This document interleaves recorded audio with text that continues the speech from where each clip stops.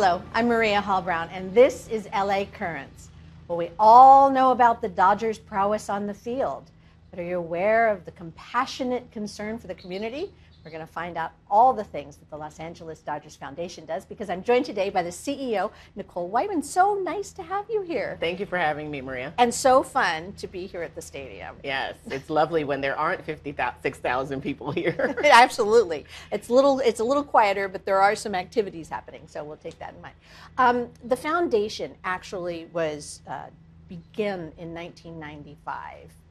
What prompted the need for a foundation that stemmed from the Los Angeles Dodgers, and what was it designed to do at that time? Yeah, so the foundation was actually founded by Peter O'Malley, to your point, in 1995, and at the time he and the ownership group and the senior staff really wanted to make sure that they were providing a vehicle to the Los Angeles community that could very specifically hone in on mission-related items and causes that were important to Los Angeles. Okay, and then things just really blew up in 2012. I want to make sure I get my dates right.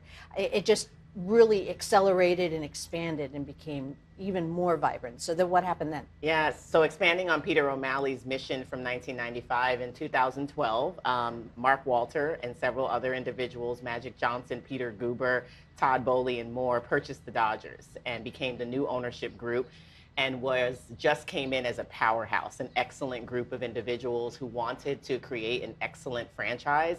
And part of that excellent franchise was, yes, improving the on-the-field operation and the front office operation, but it was also making sure that the foundation was enlarged, was amplified, became something even more significant for the Los Angeles community. And so they put a specific directive on hiring an executive director that could lead a team, create a team, rebuild, and refresh what was the Dodgers Dream Foundation under Peter O'Malley's administration and had become the Los Angeles Dodgers Foundation. Okay, let's get into brass tacks. The foundation is built on good intent, but what are the action items? What are the things that you guys do? Yes, we exist literally as a 501c3 to address LA's most pressing problems. And so what we're talking about is homelessness, education, healthcare, and social justice. We do the work through a social justice lens because we know that there are individuals in the Los Angeles community who are living in the shadows of Dodger Stadium, meaning that they aren't frequent visitors, but they may be fans, and we want to take responsibility for caring about them and their needs as well. The foundation is about opening doors. It's about access and opportunity. It's about using this big brand that is the Dodgers to amplify the voices of those who are living in underserved communities. So when you say a social justice lens, I mean, that is a word that is really imperative in our society these days, but how does the Dodgers Foundation interpret that? What are some of the things that you are looking in that lens for? Yes, we very implicitly know that across the country and here in Los Angeles that Black and brown communities suffer at just exasperated rates as compared to other communities. And so we are very specific and intentional about serving those who need us the most. And so when we say social justice lens for here in Los Angeles, because of the statistics that exist, we actually are focused on the Black and brown communities through the Dodgers Foundation. Really, it's important for us to understand how they're suffering, and it's important for us to ask them specifically what they need, and then to address those needs through our programs, our initiatives, and our grant making. Okay, so what are some of the programs? Yes, and so we do a couple of different things. Community infrastructure happens through our Dodgers Dream Fields program, and so we have built 58 baseball and softball fields throughout the Los Angeles community, providing safe spaces for youth and their families to play, to gather, and we create outdoor classrooms. We actually infuse education components into our baseball and softball fields. We do sports-based youth development, and so we have a Dodgers Dream Team program where we give 12,000 youth an opportunity to play baseball and softball annually at 84 different locations throughout Los Angeles and Long Beach.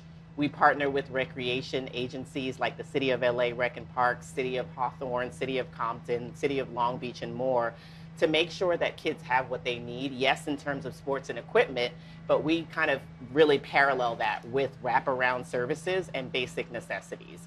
We know that kids are coming to fields with a lot of challenges, and we want to make sure that they don't just go back home to those challenges, that we are actually addressing them. And so whether that's providing education resources like college access and success, college tours and things of that nature, or health resources, so simple things like eye screenings and dental screenings, which may seem simple to us, but not as simple to families that can't necessarily access them. And then basic necessities, food, hygiene essentials, clothing, those are things that are important to our families, and we need to make sure that we're doing this holistic approach and providing them with all of those things all together. We have an LA Reads program. We partner with the Dodgers Community Relations team to ensure that kids are really engaged and excited about reading. The reality is by third grade, the literacy rates are so low here in the city of LA, and that's such a determinant for future success, that we tackle that, ensuring that the Dodger brand and what we do can bring some excitement and some joy to reading. We have initiatives like our College and Career Accelerator, our In This Together campaign, which is our social justice campaign, our Science of Baseball curriculum. So we co-created a Science of Baseball curriculum to make STEM exciting and fun. We do equity-focused grant making. So we are really focused each year on supporting about 100 different local nonprofit organizations in those same areas: homelessness, education, social justice, and healthcare. Really focused on making sure that we can actually build capacity for nonprofits locally. They too get to borrow the Dodger brand and borrow the Dodger name to help to amplify and improve their mission as well. And then I would say that lastly, we are a knowledge sharing and a convening agency, and we serve every single day to do that, whether that's on our social media platforms, physically here in the stadium, or us being present at something to help to make sure that it is given the attention that it deserves. First of all, I'm exhausted thinking about what your day must be. But to begin with, let me break down a couple of the things. I was, right off the bat, you said you've built 150 fields. So are those on camp? Are those on school sites? Are they like just in parks and rec spaces? Have you found, land? Have you found land on your own and put things together? How did something like that happen? We've done so many things, and I said so many things. We built 58 Dodgers Dream Fields, and those fields are actually public community spaces. Okay. And so we actually have one unique field at a school at John Muir High School, where Jackie Robinson attended high school in Pasadena. Besides that, we actually build the fields in community spaces in partnership, again, with recreation services agencies, because we want the spaces to be open to the public. Right. We want them to be spaces where youth who are making the recreation centers their second home feel like they have a place to go in their neighborhood down the street to play. And we want them to belong to communities. I think you and I remember as we were growing up, schools were open on the weekends, schools were open all the time. That's not necessarily the case anymore. And so we don't necessarily focus on schools. We do actually also partner with nonprofit agencies. And so we actually have 2 Dodgers Dream Fields in housing developments here in the city of Los Angeles in partnership with 2 different Boys and Girls Clubs. And so really excited to be able to put them in spaces where residents can enjoy them, where people really feel like, hey, I have a second home and somewhat of a Dodger stadium because of the big scoreboard and the signage and those kinds of things pretty much around the corner from my house. Got it. Well, sorry if I misspoke about the total. Absolutely. But the next part is that you also mentioned, there is a community relations department that also has a philanthropic nature to it when it comes to the Dodgers. So you work with community relations, but I imagine that they have separate motivations and separate intent. So how does that work within the organization? Yeah, so we actually work together on many things. We collaborate and partner on many things, but to your point, we also work separately. As I mentioned, we're a standalone 501c3. And so as a nonprofit, we are very, incumbent to nonprofit rules and operating procedures and things of that nature. Our work is different in the fact that we are focused on long-term programming. We're focused on proven programs that obviously we evaluate on an ongoing basis to improve time and time again. And so we have a sustained group of individuals that we're serving. As it relates to grant making, that happens through the DodgersFoundation, so our formal grant making program where we accept grant applications 2 to 3 times a year. We evaluate grant applications over a 3-month period and then award funds. And then also fundraising. We are a 100% fundraising entity, and that surely makes us very different from the community relations team. We're giving fans and donors and our players and so many more individuals an opportunity to partner with us to support so many great causes throughout Los Angeles and to support so many different communities throughout Los Angeles. So we're very different in that way, but I think that together we need, we are a powerhouse, right? Together we offer so many different opportunities for ways that our communities, especially our underserved communities, can have access to the Dodger brand, to Dodger Stadium, and what we have to offer. Okay, we'll go first where the money goes, and then we'll go to where the money comes from. So the money goes, as you said, you have 3 times a year in which you have these grant opportunities available. And I imagine over the years, the intent of who applies for it and also the hopes of what the foundation wants to do with these grants shifts somewhat. But you mentioned these pillars about health and wellness and STEM and social justice and all these kinds of things. But like, what are some of the types of organizations that just feel natural that you are able to support, or maybe very innovative that have changed in the last very few years? Yeah, so both. So realistically, when we're supporting nonprofit organizations and giving out funds, we're thinking in the education space about organizations that are focused on literacy for our younger kids, right. Middle school engagement for our middle school age students who need after school attention and extra services. And then for our older kids, it's about college success, college scholarships, college access programs. We're really focused on workforce development as well as it relates to career opportunities for youth beyond high school and even beyond college. And then in our healthcare space, for us, it's really about those basic health necessities that people just don't receive because they may not have insurance, or they have difficulty accessing insurance, or don't want to show up in different health spaces for various reasons. And so being able to bring to them organizations that are providing vision screenings and dental screenings and health screenings and fitness clinics and nutrition clinics, we're funding organizations in those areas.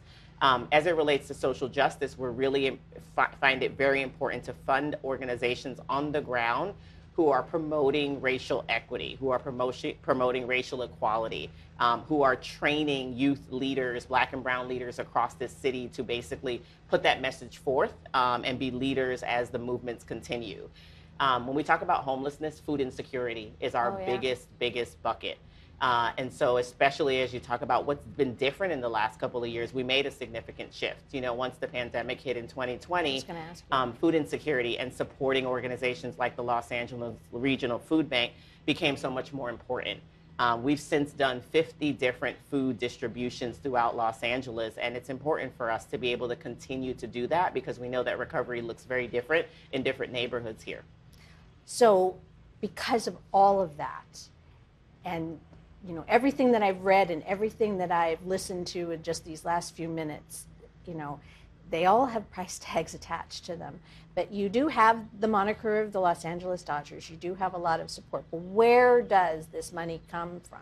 Yes, so our money comes from various sources. As I mentioned before, we find ourselves to be a vehicle that allows people to partner with us so that together we can create significant volume and impact, right? We can amplify impact. And so our money does come from our ownership group. It comes from our fans who sit right here in stadium and simply buy a 50-50 raffle ticket. Oh, cool. It comes from individuals throughout Los Angeles who support our events like our annual run, 12,000 people here at Dodger Stadium for a 5K and 10K. It comes from the gala, our signature annual event that raises millions of dollars. It also comes from us writing foundation proposals, and so we do get foundation support, we get corporate support, we have individuals who are tied to this team in very unique ways or not, and who frankly want to support the work that we do because they see what we do. And so we're actually funded in a number of ways. We're talking about in-stadium fundraising, we're talking about actual fundraising events, as well as grant proposals and donations from individuals. Do you find that former players stick and come back and support? I mean, I know that there's a lot that your current players are asked to do or voluntarily want to do, both through community relations and the foundation. But do you find that once it gets into somebody's, once Dodger Blue is in your blood, it sticks and they want to support you in the future? Absolutely. And so our players are some of the most generous players across MLB baseball teams. I think they truly have seen what we do and how we do it, and they want to be a part of it. To your point, after they're gone, I think that they also want to be a part of it. We have a strong Dodger alumni base. We call them Dodger Alumni, who participate in our ongoing community activity. when you're looking at guys, former All-Stars like Andre Ethier and Adrian Gonzalez, and the way that they're still embedded in the club and in the Dodgers Foundation, I think it's a pretty unique, phenomenal situation, and we get to work with them on a regular basis. Even most recently for Jackie Robinson Day, Curtis Granderson, a former alumni, was here with us as we were celebrating the 75th anniversary of Jackie breaking the color barrier. I think they always feel like they're coming home, but I think that the community aspect of it and the work that they do with us makes it even more special for them. You've spoken about Jackie Robinson a couple times, but I know that there was the Jackie Robinson Foundation, and I know there's a lot of mentorship within the LA Dodgers Foundation. And you've been the benefit of that kind of mentorship. I mean, talking about understanding how powerful all of these foundations in someone's life can be. You have that experience firsthand. Yeah. I feel so honored and privileged to wake up every single day and come to Dodger Stadium as the CEO of the Los Angeles Dodgers Foundation, because I always say that I was the kid that we serve. My family, I'm a first-generation American, a first-generation college graduate, and this opportunity to be a beneficiary of so many different amazing nonprofit organizations, including the Jackie Robinson Foundation, who afforded me the opportunity to go to college via a scholarship and a mentorship and leadership development program, it's priceless. It's really priceless. I and my family needed the resources of so many nonprofits to open the doors, right, to provide access and opportunity. And because we took advantage of that, and because we had amazing people, individuals in our lives, mentors and more, I know that's why I sit here as the CEO of the Los Angeles Dodgers Foundation. So I have a passion for this work. I understand what families may be looking for. I understand the challenges they may be facing and what their fears might be. But I also know it's possible. And so I wake up every day so excited to be like this living example of it's completely possible. And so from the Dodgers Foundation perspective, if we can give them possibilities for the future, it's my one and only goal, right? Like, here is an opportunity, here's an open door. Have you seen many yous in this whole thing? Have you been able to pull stories out that you recognize? Yes. Somebody who has had? Yes, and I will say especially in young women, right? Because young women are often not necessarily given an opportunity to play sport or to participate in a lot of extracurricular activity, because growing up, we have a strong place in our household. We have a lot of responsibility in our household, sometimes different from our brothers, especially immigrant families. And so I see a lot of myself in local girls that we serve. But I think that our foundation is encouraging them to participate, that you can do both. You can be there to support your family, but you also at a very young age have to realize that it's important for you to attend to your success as well, right? And so I do see a lot of myself in the young women that we serve. I have 2 boys, and every single day I'm telling them about their privilege. They're living a very different life, and when I think about so many of the young people that we serve, it's important for me to see the differences, right? And sort of the dichotomy of the haves and the have-nots. And it encourages me even more to say, oh, wow, these are the things that these people who might be considered underprivileged absolutely need to make sure that they have the same opportunities as my sons do. So the need for partnership, because nobody can do it alone, and government can't do it. All the wonderful 501c3s, even the power of an organization this size can't do it alone. So how important has partnership been in this whole story? Partnership is the secret sauce to our success. Bottom line, we don't do it alone. We are not experts in half of the things that we do. We're not teachers on the Dodgers Foundation staff. We're not health professionals on the Dodgers Foundation staff. We're not social workers, right? Some of us have amazing backgrounds that include some of those things, but we lean on experts. We lean on partners. And by partners, I mean local agencies, across Los Angeles. I mean nonprofit organizations. I mean our donors. I mean our players. I mean our ownership. I mean the Dodgers senior team. There's so many people that are considered our partners. And most important, frankly, our partners are the youth beneficiaries and their families that we serve, because we are a community-driven organization. And so for them to buy into what it is that we are offering them, for them to buy into what we say is the way in which we serve them is most important, right? So forever, we're consistently asking them, how are we doing? We're consistently asking them, what can we do better? What is it that you need? Which has proven to be even more important these last, 2.5 years with this pandemic. Have you found that some of the tinier organizations actually maybe have some of the bigger impact when it comes to partnering? Because some of these, you know, I hate to use all these trite phrases, but it's appropriate in this. You know, the boots on the ground organizations that are in a small community that actually have one-on-one relationships with the people they serve. Sometimes, you know, they're the ones that really make the bigger difference. Yeah, that's why us, as this big beast of the Los Angeles Dodgers Foundation, we have to partner with grassroots organizations. We love partnering those who are on the ground, who might be a little bit smaller, who know the community well. We find that to be really, really important, right? There's a lot of reasons why different community members don't trust some of the larger organizations. And so it is very important for us to have relationships with smaller organizations that might be serving less people, but having deeper impact, frankly, in the communities that they serve. I really don't know the answer to this question, so forgive me if I'm way off base, but do other MLB teams have foundations? And if so, how does the Dodgers Foundation compare? So the majority of MLB teams do have foundations. Okay. We're all operate so differently. Some of our foundations and community relations teams operate as one entity. Some operate separately. Some foundations are small, 2 employees. Some foundations are larger, like ours, 14 full-time individuals. I will say that we have a larger operation. I'm thankful to our ownership group for the commitment that they've put into the foundation very specifically as this standalone entity.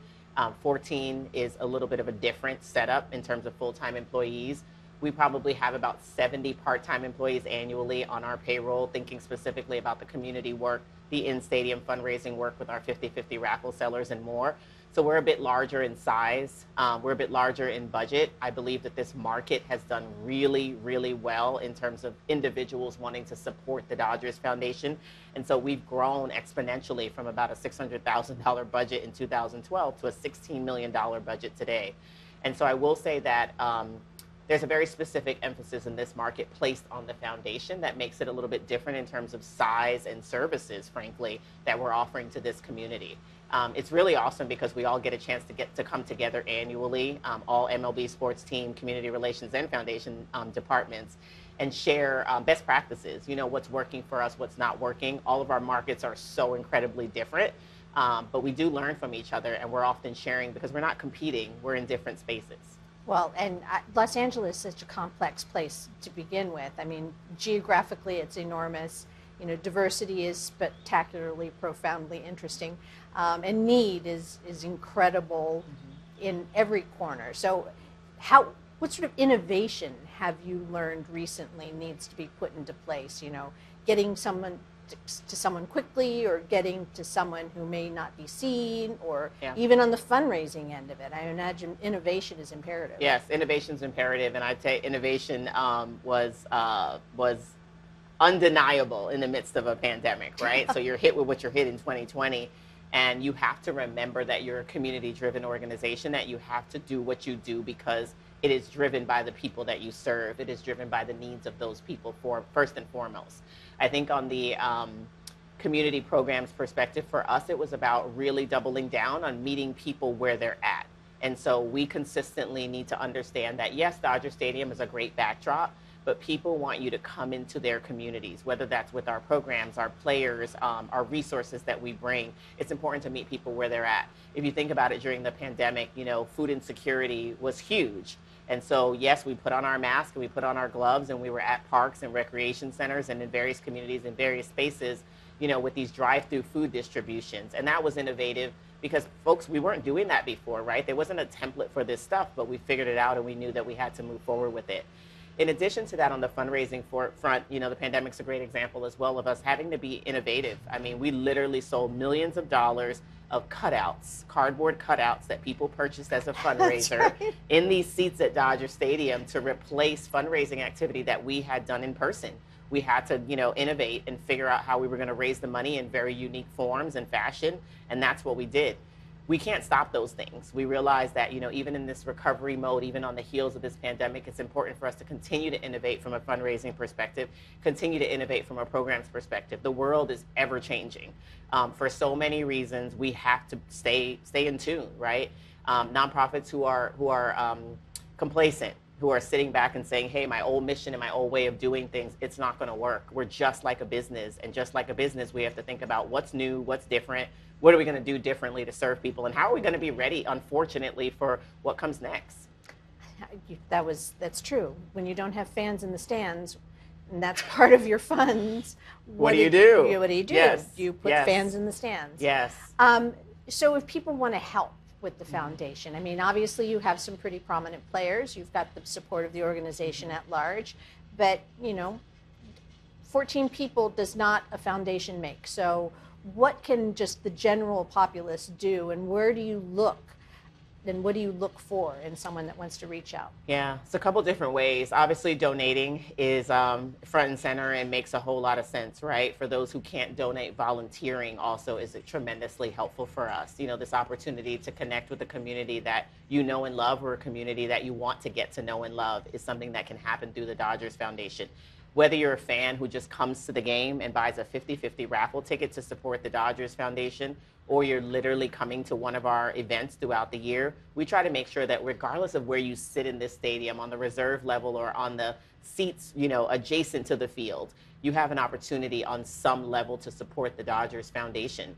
And so we encourage people to go to Dodgers.com/LADF to really be able to see all of the ways in which they can give, all the programs that they can support.